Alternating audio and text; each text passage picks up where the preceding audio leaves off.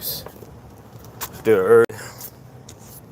They're trying to wake up, man, but this been on my mind. This been on my mind. This been on my mind, man. After I had the live yesterday,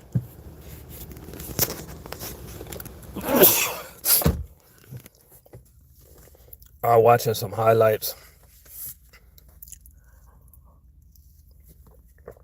After watching some highlights and listening to some commentators, stuff like that, put it all together.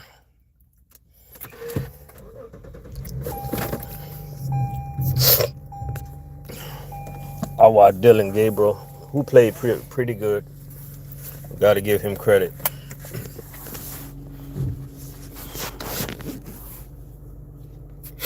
You got to look at the pocket that Dylan Gabriel was given. All the play calling was pretty much dinking and dunking all over the field.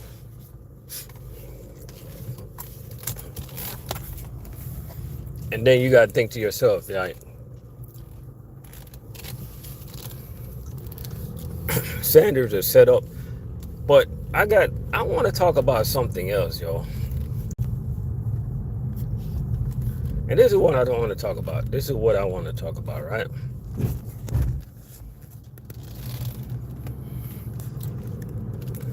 The collusion that's going on in the NFL right now, right?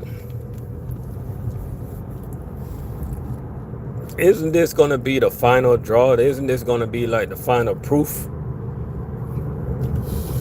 This is the final proof. Everything Eric Dickerson was talking about is true. This is going to be the final proof, y'all. Because Cleveland Browns did not want to pick Shedeur Sanders. They certainly did not. If you join me, man, I appreciate everybody joining me this morning. We going no face this morning. Still early. Hit the thumbs up for me. Let's talk about it. The Cleveland Browns did not want to draft Shedeur Sanders. They just did not. Eric Dickerson said he heard from a really good source that they got the phone call and basically draft him. Go ahead and draft him, right? So you gotta think to yourself, like, what now? What now? Like, where is he gonna go? Who's gonna go against the power? Who's gonna go against the NFL? And you know why a lot of people is so invested in this story. I'm gonna break it down. I'm bringing a different twist to this, right? A lot of people is invested in this story because this happens every day in real life. We go through this every day in real life. You ever worked at a job and you're qualified for a position, you're qualified to move up, but just because the people that's running the joint or that's in charge, the powers to be, some reason they just don't like you. They don't see eye to eye with you. Jenna, what's going on? Appreciate it. Y'all hit the thumbs up for me. They just don't see eye to eye with you. So guess what? You're never going to be higher than what you are as long as those people remain at the top. There's some things in life that you just can't control, you know? Yeah, we all know what's up, bro. This feels so much like, and you know what? I don't want to hear nobody compare this to Deshaun Watson because it's different, bro. Because it doesn't matter how much bad thing Deshaun Watson does or did. He's a quiet, you know what. He's a laid back, you know what. And they want us to be like that. You know what I mean? They want us to come in the room quiet. They want us to come in the room shy. They want us to come in the room holding our heads down. We come in the room like that, we going to get anything we want. We going to get anything we desire as long as we just stay quiet and do our job. That's how they want us to be. But when you come in the room with a little bit of swag, when you're confident in what you do, you walk,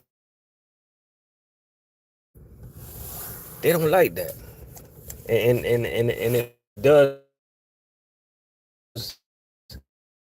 it does something to them that to this day I can't understand. You know what I mean?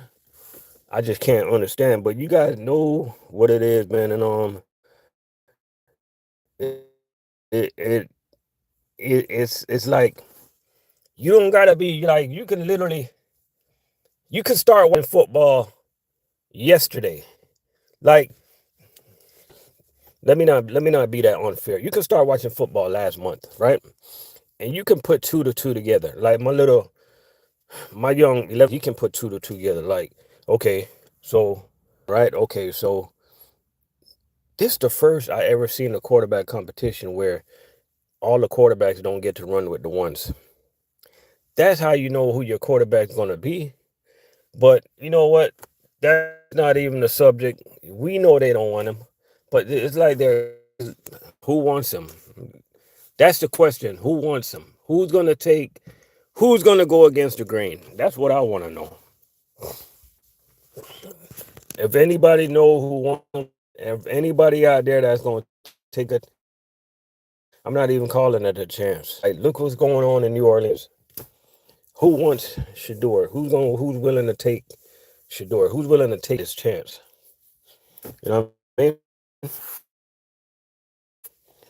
been going on for years, man, and it's time for this to stop. You know what I mean? And sometimes you just gotta call them out, man. And you know what's sad? Sometimes, and I'm gonna say this, right?